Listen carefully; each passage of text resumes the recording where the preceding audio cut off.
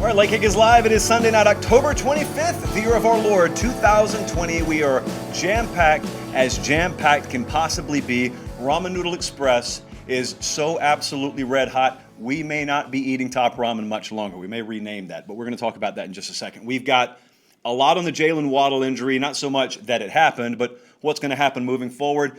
LSU just totally body-bagged South Carolina yesterday, much to the chagrin of those who wanted to stretch Cocktober as long as we could. That's over now. Michigan, hey, just welcome to the party, Michigan. We're going to talk a lot about that. Ohio State, Penn State. We're going to talk about them. Auburn gets another win. You know what? I'll be delicate, and I'll just save it for when we get into the Auburn game. Like I said, Ramen Noodle Express, 5-1 yesterday. You know, we had a couple of weeks there. And we are 61% against the number right now. Had a couple of weeks there. You know, you start soft and slow like a small earthquake, but when you let go, half the valley shakes. And if you're unfamiliar with Neil Young, don't worry about it. I was just bet $125 I wouldn't say that on air. So I just did. So cash that. And let's get into the show tonight. We've got a lot to get to. If, by the way, you are still looking to book a one-on-one session with me, a lot of you interested in maybe starting your own YouTube channel, starting your own podcast, getting into sports media, whatever the case may be, I'm going to talk to you at the end because I didn't think that I had any availability this week, but I, as it turns out, may have a couple of slots open. It's first come, first serve. So if you want to, hit me up, email joshpate706@gmail.com or DM me on Twitter @LateKickJosh. The vast majority of you just want to listen to us talk about college football. So let's dive into it. Alabama 48. Tennessee 17. The obvious key takeaway from this is the Jaylen Waddle injury. We've seen, you know, Colin, we were talking about this before the show. We've seen a lot of terrible injuries happen. And we've always gotten some back and forth behind the scenes. Anytime an injury happens, even if they show it on TV, like, are we going to show it here? And most of the time, I say no. But the Waddle injury is weird. When I saw it happen live, I mean, I saw him limp off. Thing just didn't even look all that gruesome to me. You just see so much worse. And the point is, it doesn't matter what it looked like. It matters what it is, and it is broken ankle, fractured ankle. I'm not a doctor. I just know when they can't put weight on it, and then the head coach lets you know at halftime he's out for the year, it's probably not a good thing. So I want to address a couple of things here. Number one, that's one of the best players in college football. It's one of the best players on their team, obviously. It's my favorite player to watch in America. So not good from that standpoint. What are they going to be moving forward? You know, how does this relate to the rest of their season? We're going to touch on these pretty quick because we got a lot to get to tonight. But I cannot believe that we still have this conversation. And I'm not talking about my cousin Rita. I'm not talking about Granny Pate. I'm talking about people who make a living in the industry of sports media. Actual, according to them, football-minded people asking questions that sound like this. Should he have even been in the game? Should he even be returning kicks? Should a player that important be returning punts? And this is ignorance now. It's pure ignorance, and I'll get fired up about it, so I'm not going to talk very long about it. Let me just break it down for you like this. The touchdowns that Jaylen Waddle, for example, scores when he catches the football and he runs into the end zone, they count those for 6, right? Those are really good. Those are really important. How much do the touchdowns that he scores when he's returning a kick count for? How much do those punt return touchdowns count for? Colin, do we have the rule book around? I'm pretty sure they're still giving out 6 for those too. I'm also pretty sure that I hear you guys. This is how you know you don't value special teams. Because a lot of you in this crowd, the ilk that I'm talking about right now, will look you dead in your eyes and say, all 3 phases. Offense, defense, special teams, which I did the numbers. It's about 33% apiece. And yet I got these same fools looking at me saying, well, yeah, he should be on the field 3rd and 3 as a slot receiver, but you can't put him on the field returning kicks. He could get hurt. Now, this guy's been returning kicks ever since he's been in Tuscaloosa, Alabama. No one ever cared, of course, until he got hurt. So if anyone out there is suggesting to you that your best football players should not be on the football field when you're trying to score, and I'm talking about returners, I'm talking about on the gunner unit, I'm talking about coverage units, anything. Nick Saban's always put his best players on the field. That's why they largely dominate in special teams, which, as we just said, is a third of a football game. So if you got people out there suggesting otherwise, it's okay to have them in your life. It's okay to be friends with them. Don't value someone's football opinion who's telling you the best players on your team don't belong on the field on special teams. So again, let's move on from that. That's pure ignorance. I think a lot of people were taken by surprise yesterday at a kid named Slade Bolden. Slade Bolden is a guy who saw some spot duty last year for Alabama, a little bit more than spot duty. This is a guy they love now. He came off the bench yesterday. I think he had either near or a little over 100 total receiving yards. And he stepped in right in place of Jaylen Waddle. This is a guy who's going to get a lot of attention now. I want to make sure you understand he is a very good football player. This is not some dude who kind of ho-hummed his way to a performance yesterday because he was being overlooked. And he is very versatile. He's a guy who played quarterback in high school. He's a guy who gives Steve Sarkisian some opportunities to do a lot of different things. They wanted to get him in games a lot anyway. It's just that who are you going to put him on the field in place of, right? So now you've got him. Of course, John Mechie is going to play a more important role. Texting back and forth with some people at Alabama yesterday. You remember the name Javon Baker. It's a guy that is a true freshman out of the state of Georgia. They loved him in fall camp. Just he hasn't been good enough to surpass someone who's already on the field for them. I think they will emphasize getting him ready right now. See, the way Alabama practices and the reason they look so good at receiver, the reason they never make mistakes at receiver, is because they don't work 15 guys at receiver in practice. I mean, it's the guys who are going to start, obviously get a vast majority of those reps, and they rep them over and over and over again. That's why you don't see a huge rotation of receivers for them. But now you will see a guy like Javon Baker, for example, obviously Bolden, and obviously John Mechie will figure in a lot more heavily. Now let's talk about Alabama-Tennessee, because that was the game that happened yesterday. I'm going to give you some wild stats here right quick. Back in 2007, when Nick Saban came to Alabama, they were 7-6. They lost to Louisiana Monroe that year. But even that year, they beat Tennessee, 41-17. A lot of you will remember that game. They had 5 guys suspended before kickoff. They went onside kick to start the game. So even in Saban's worst year, he dominated Tennessee. Over a decade later, nearly a decade and a half later, he is 14-0 against Tennessee. That matters a lot, especially to older Bama fans. That matters a whole lot. But that's not the craziest stat, okay? Everyone knows they've dominated Tennessee. I had someone send me this on Twitter last night, and this is public information. They just kind of encapsulated it in a very striking manner. You would consider, historically, Tennessee, Georgia, Florida, those are the big 3 in the SEC East. Let me hit you with this. Since 2008, so Saban's second year in the SEC, since 2008, he is 25-1 against Florida, Georgia, and Tennessee combined. And that loss came in the 2008 SEC championship game against Urban Meyer's Florida Gator team, led by Tim Tebow. They had a fourth quarter comeback, and they beat Saban. It has been about a decade since he's lost to any team in the East, and that would have been, of course, the South Carolina Gamecocks in 2010, hashtag Steven Garcia. So, I mean, the Roman Empire, at the height of their power, could not go onto a playground and do the kind of damage that Nick Saban has done to the SEC East. That is incredible. Everybody gears up for Alabama. Everybody recruits to stop Alabama. That guy is 25-1 against the big 3 in the SEC East since his second year there. And you know, for that matter, as we move on, when he got there in 2007, I remember the over-under. I remember the total years for Saban projection out there. And it was, is he going to be there 5 years, 4 years, 6 years? This is 14th year. So, hey, congratulations to the over. Now, Jeremy Pruitt drew the ire of some Tennessee fans after this game. Something he said I thought was taken a little out of context, but some of you heard the whole quote. You just took umbrage with it. I should get money for using the word umbrage, to be honest with you. He said the gap is closing between Tennessee and Alabama. I had a little fun with that, as did most of you.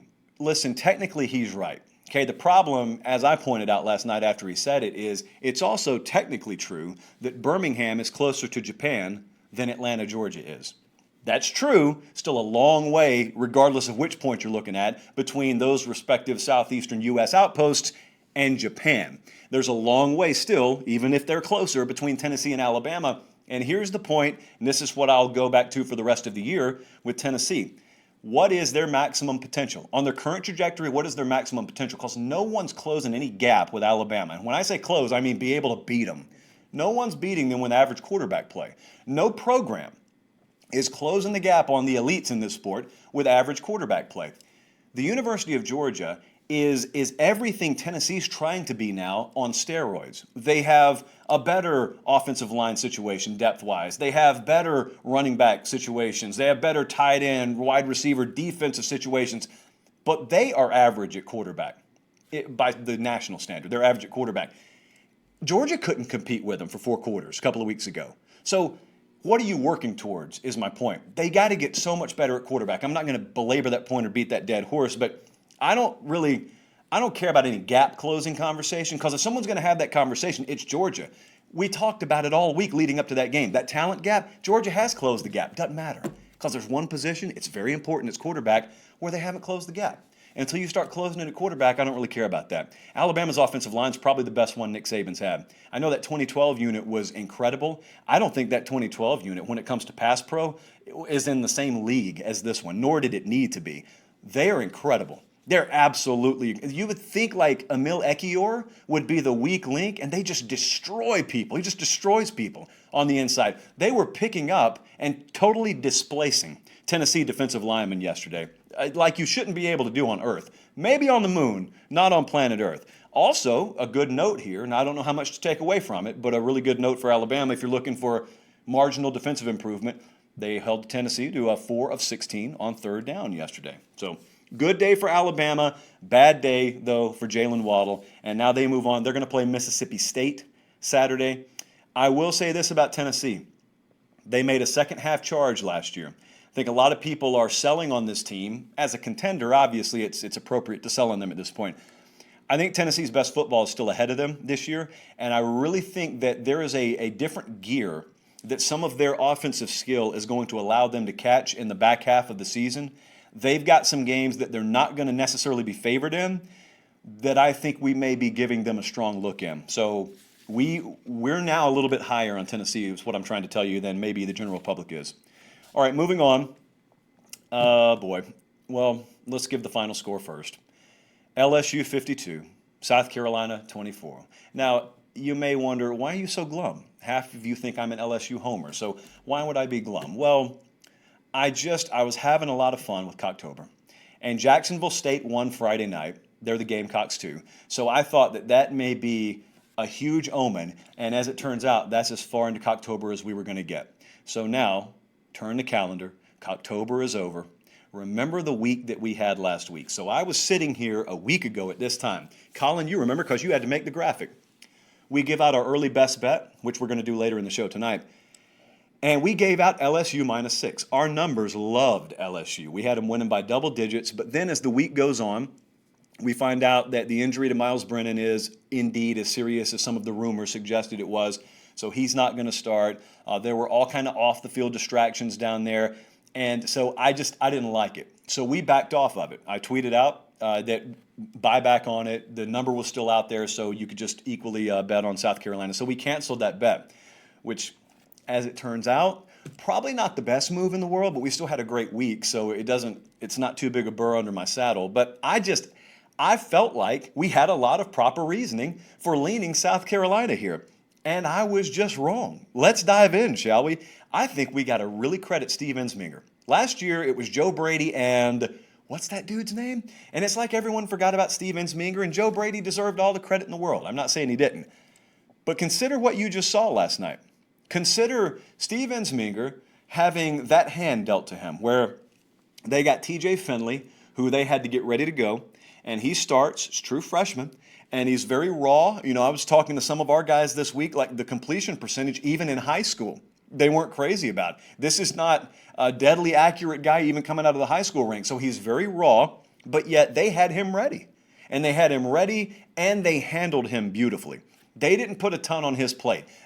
The last thing whispered into his ear by Ed Orgeron coming out of the locker room is, you're going to have to go win this one for us, TJ. That wasn't what he was told. What they did is they put him in positions to succeed. 53-21 run-to-pass ratio. That's over a 2-to-1 run-to-pass ratio, which circles around to the next point that people were asking, which was, is LSU going to be able to lean on the run game? I mean, they're supposed to be able to. That's LSU football. But were they going to be able to? More on that in just a second. How about the quarterback situation moving forward here? Quarterback situation, you know one of the phrases that I loathe. I loathe this phrase more than I can't stand people asking if you should play your best players on special teams. And that is quarterback controversy. Because for some reason, when you have more than one good quarterback, more than one viable quarterback, it's a controversy. That's people who need to fill a headline space. But as for those of us in the real world, it's a blessing when you have more than one guy you can win with. So Orgeron shut that down pretty quickly. He played whack-a-mole for a second in his post-game press conference, and he said, well, maybe there's a controversy for you. Miles Brennan is our starter. Like, in the preseason, we saw him and TJ Finley and Max, like we saw all those guys on the field at the same time, and we made our decision. It's not like we've changed our decision here. When is he going to be back? When's Miles Brennan going to be back? That's the question. Did you notice, going back to this running back point, a lot of people didn't watch this game.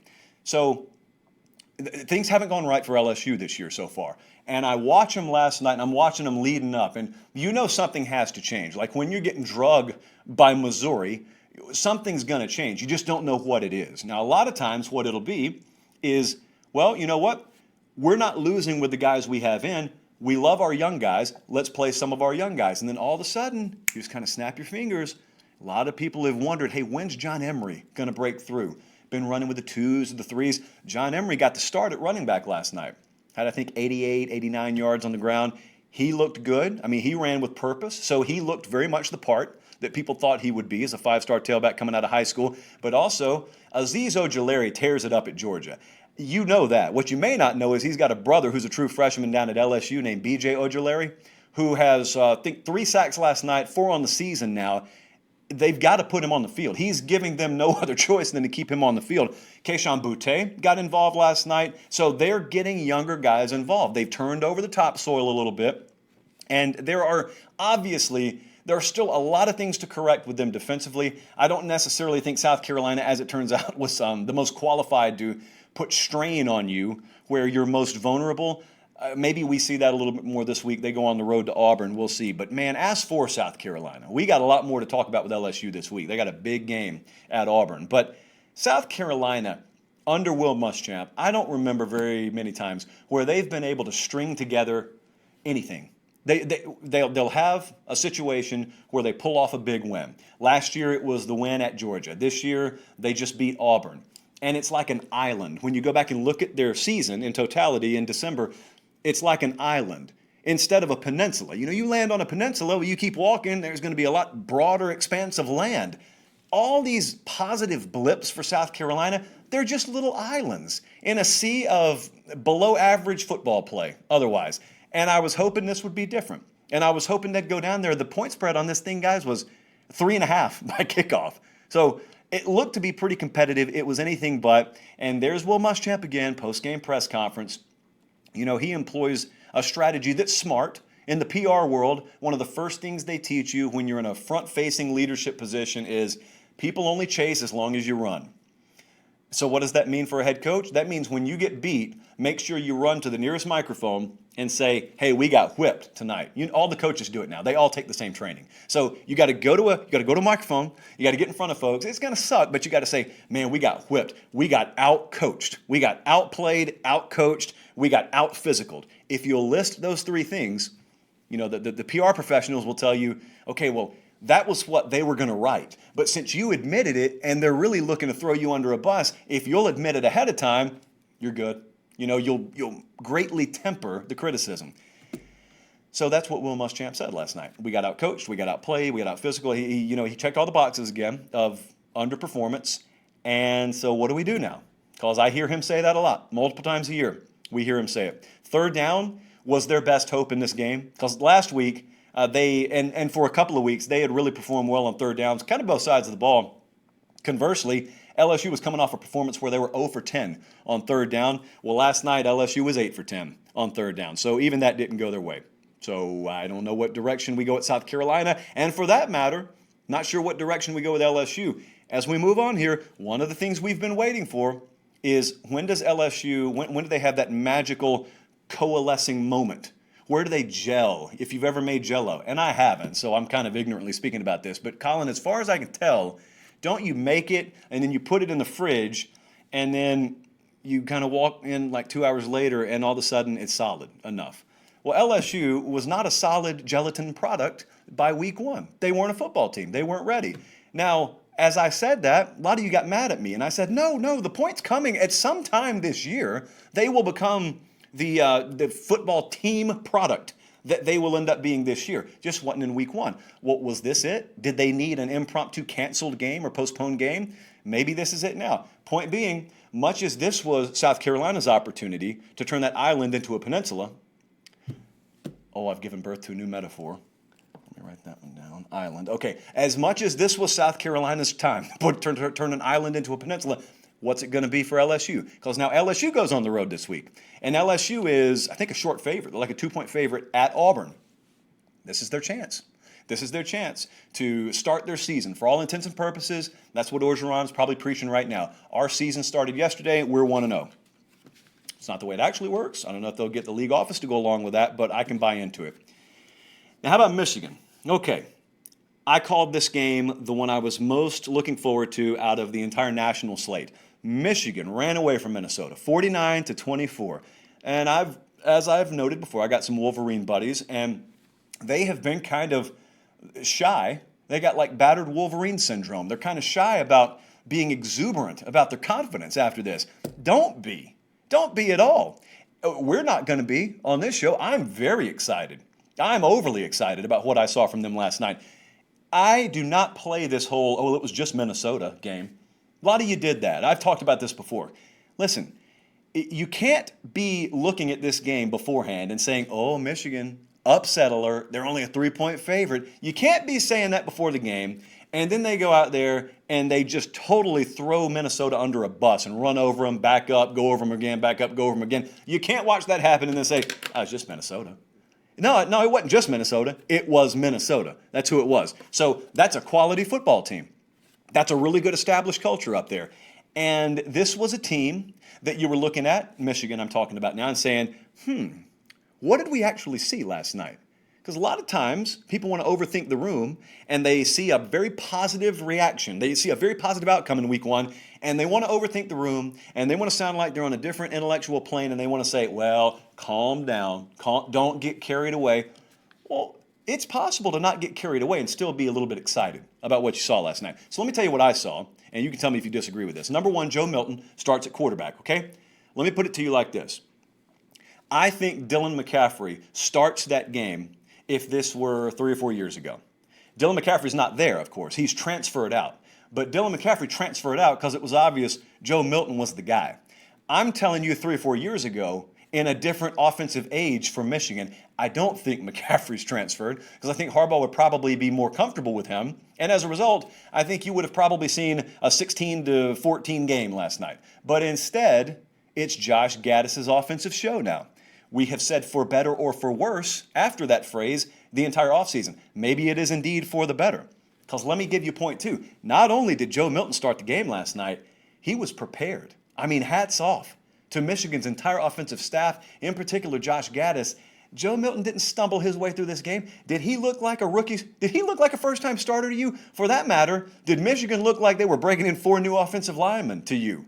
Not to me. They didn't. That looked like a team that had a lot of veteran presence. That looked like a team that had been there before. And it looked like Game 7 or Game 8. So you got to give that staff a whole lot of credit. There's been a lot of questions around this in the offseason. And all of them aren't answered in 1 week. That's impossible. But I think a lot of their internal confidence and their internal optimism, you can't say anything other than it was validated last night.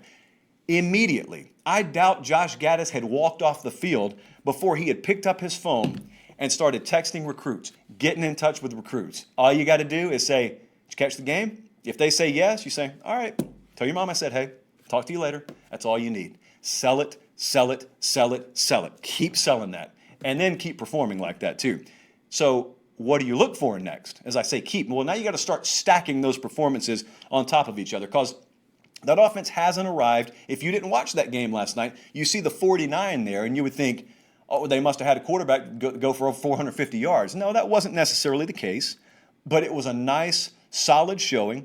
He was, Joe Milton being he was plenty accurate enough. He was put in good situations, just like we were talking about with LSU and that quarterback situation.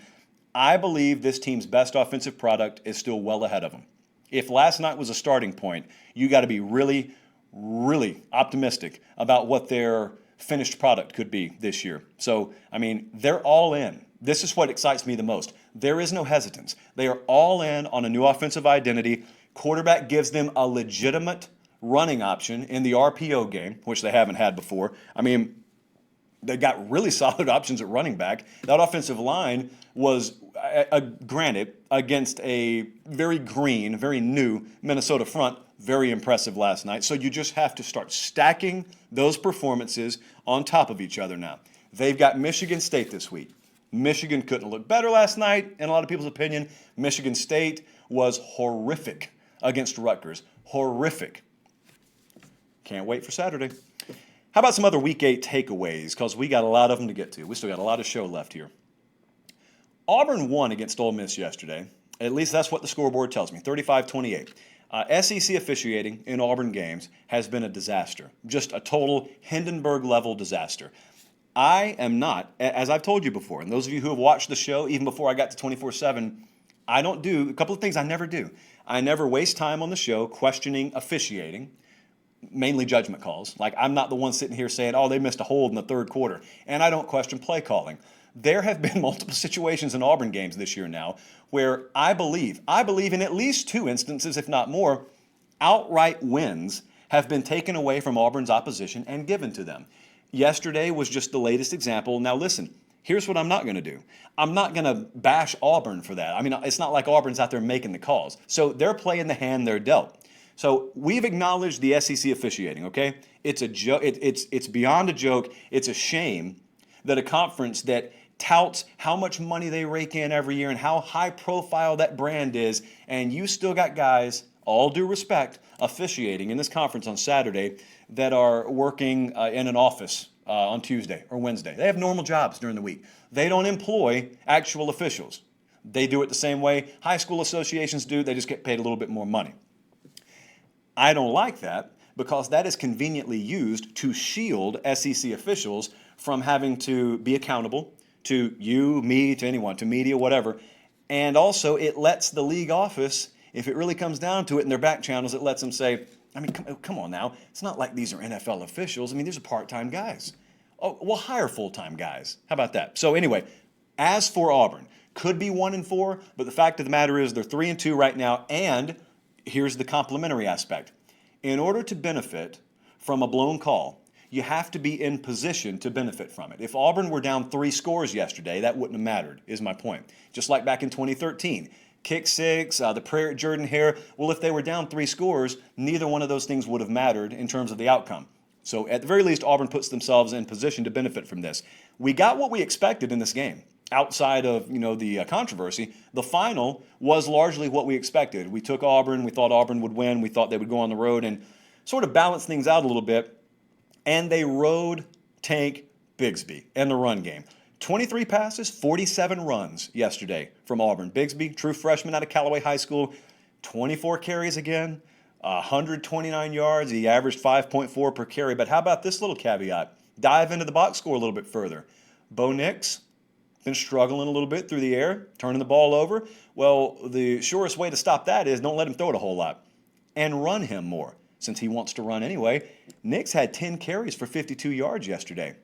So they ran the ball all afternoon yesterday. Now, some very, very bad news out of Auburn tonight is their right guard, Brandon Council, is apparently out for the year. I think I saw Malzahn announce that as we were coming on air. So that is the position they can least afford to lose guys at any point, but especially with LSU coming to town. But every one of these games, I don't care how they win it, every one of these games they win, it just buys them a little bit more time. And this is a team that probably has no business being above 500 right now, but they are. And so we're not going in reverse. You can only go forward. 3-2. There sit the Auburn Tigers, 3-2. Now, Penn State had an implosion of their own yesterday. They lose on the road at Indiana, 36-35. This was the spiderweb special of the week.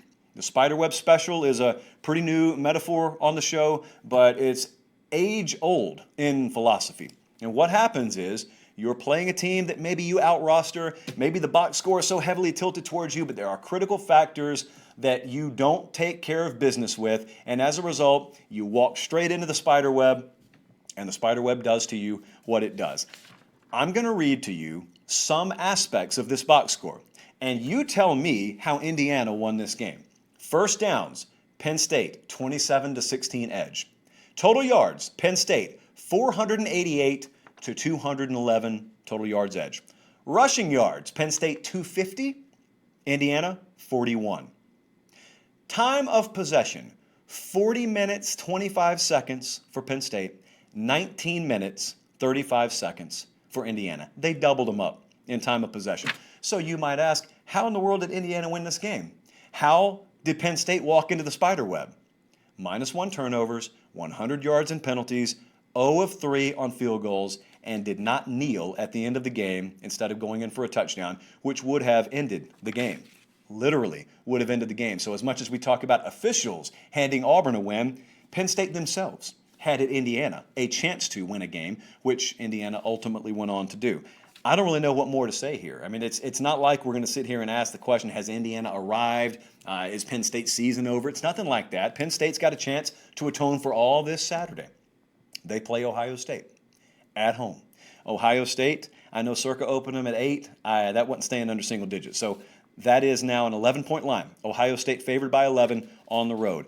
I was disappointed in this outcome. I really was. We were confident in Penn State. And looking at that box score, I mean, that's what we expected. You can't account for turnovers. You can't account for penalties. And anyone who pretends they can is lying to you. But, we went 5-1 yesterday. This is the only game we lost, Penn State -5.5. When that kid did not kneel and he sort of accidentally scored a touchdown and they went up by 8, if we would have won that game in that manner, and that's how we went 6-0, scratch that. It never would have happened. That just doesn't happen for us. So 5-1, best we can do. That's fine. Ohio State throttled Nebraska. Body bagging special here, 52-17. I want to stress something.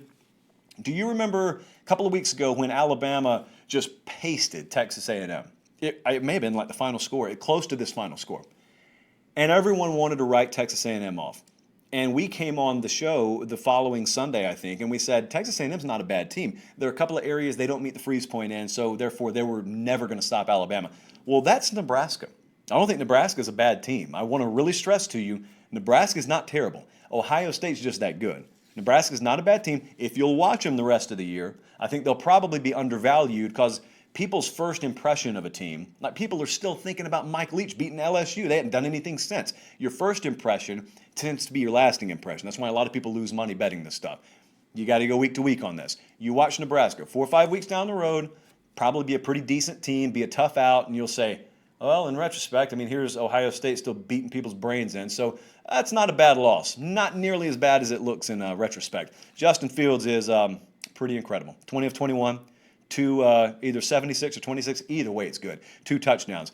And, much like Bo Nix, but only a whole lot better than Bo Nix, 15 runs, 54 yards on the ground. Now, one place I was very underwhelmed with Ohio State, and remember, we pick apart the elite teams with a fine-tooth comb here, and I'm not saying anything Buckeye fans didn't see.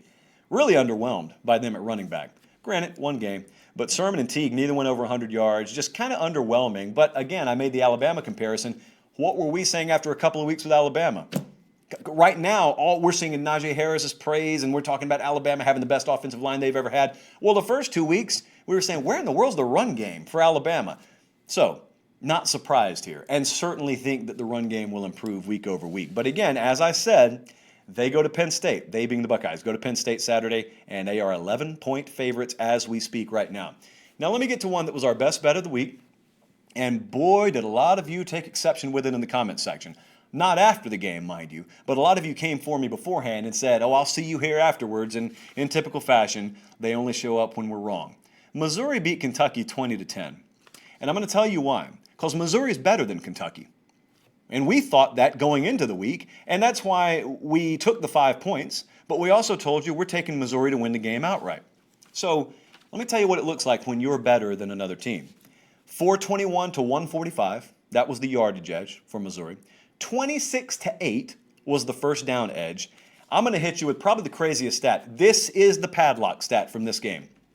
Missouri ran 92 plays yesterday. Kentucky ran 36. Kentucky could have played till Wednesday, and it probably still wouldn't have caught up with how many plays Missouri ended up running. And a 43-10 to 16-10 time of possession, or 40 or 50, whatever. Yeah, 16-50. So, man, this was brutality.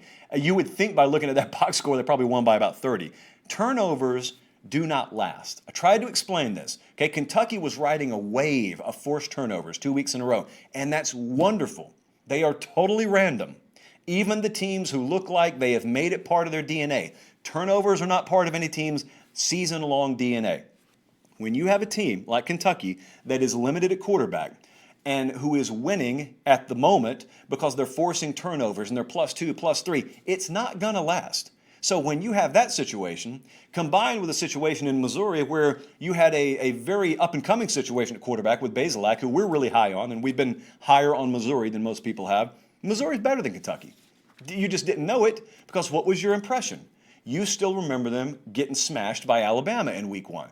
What do you think would happen if Bama played Kentucky Saturday? So don't hold that against anyone. It's just skewing your impression of these teams. So Missouri wins, our best bet hits, and now we move on. Clemson, I wanted to touch on this right quick. They end up running away from Syracuse, 47-21. Listen, don't fall for this stuff.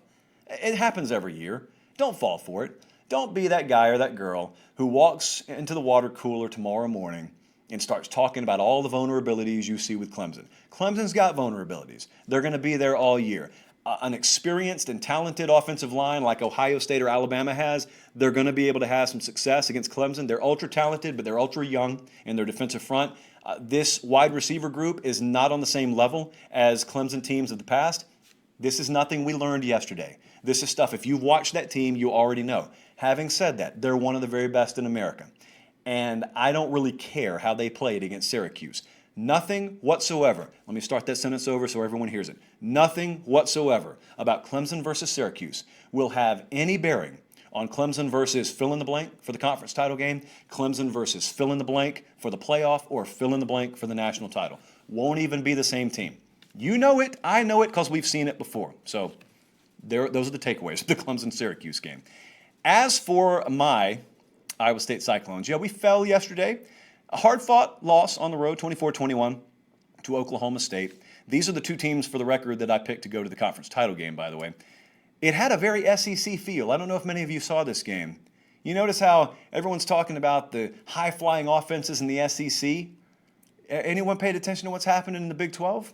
24-21? Anyone paying attention to this? Both of these teams had over 220 yards on the ground. Both teams very run-heavy. Oklahoma State severely limiting Brock Purdy's ability to make anything happen through the air for Iowa State. I think the Cyclones 4.8 yards per pass yesterday. So how about this? Is it just a tag team situation or styles of play being handed off from one conference to the other? I don't know about that, but here's what I do know. The Big 12 is getting serious really quick. Oklahoma State, next 3 games versus Texas Saturday. They opened as a 3-point favorite. They're then at Kansas State, and then they're at Oklahoma. So that makes or breaks their season over the next 3 weeks. Looking really forward to that. Big 12's been fun to watch. To me, it's maybe not the highest level product in the world, but it's been really fun to watch. All right, let's continue moving here. We got to get the best bet out there. We are now 61% against the number on the season, a little north of 61%. So we feel really good.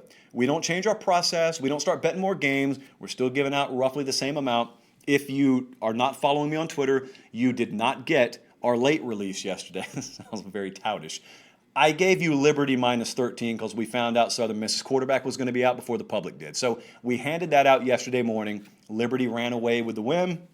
And so we ended up going 5-1 instead of 4-1. You got to be following me on there and check in frequently during the week at Late Kick Josh. Follow me on Twitter. This week's best bet is taking place in the Southeastern Conference. Arkansas is at Texas A&M. That game opens with A&M favored by 10. We love Texas A&M by 2 touchdowns or more this week. We are taking the Aggies -10. I think the number is going to move more towards 2 touchdowns. So, listen, we've kind of been hit and miss with our expectations of those line moves. What we haven't been hit and miss on is being on the right side. So we're going to take A&M -10, and that is our early best bet. Again, I release these at varying times throughout the week. You will eventually get most of them on the Thursday show, but you need to get them when we hand them out, or the lines sometimes have already moved. I told you before the end of the show, and I just want to reiterate it, I've got some open spots this week that I didn't think I'd have. And what I'm doing, every now and then, I'll toss out a little call to action. I try and be able to fit as many of you guys in as possible. I get so many emails, so many DMs from those of you in high school, college, a little bit out of college. I don't really care how old you are, to be honest with you, that are interested maybe in sports media, or maybe you're interested in this platform, YouTube, for example, and you're podcasting, and you got questions, and you want someone's opinion maybe who's inside of it. I'm happy to do it. I don't have a lot of time to do it, but I do this week. So reach out. It's first come, first serve. I don't have many slots available. It's one-on-one. So, there are only so many of those available. At Late Kick Josh on Twitter, you can DM me, or joshpate706@gmail.com. We got a busy week. Make sure you've subscribed to the Late Kick podcast as well, and submit your questions for the 2 Late Kick Extra podcasts. We do them on Tuesday morning, Thursday morning, and those are podcast only. You don't get those anywhere else. Colin, I think we've promoted enough. All right, for Director Colin, for Tani and Jordan on the podcast side, I'm Josh Pate. Have a great week. I'll see you here Tuesday night. Until then, God bless.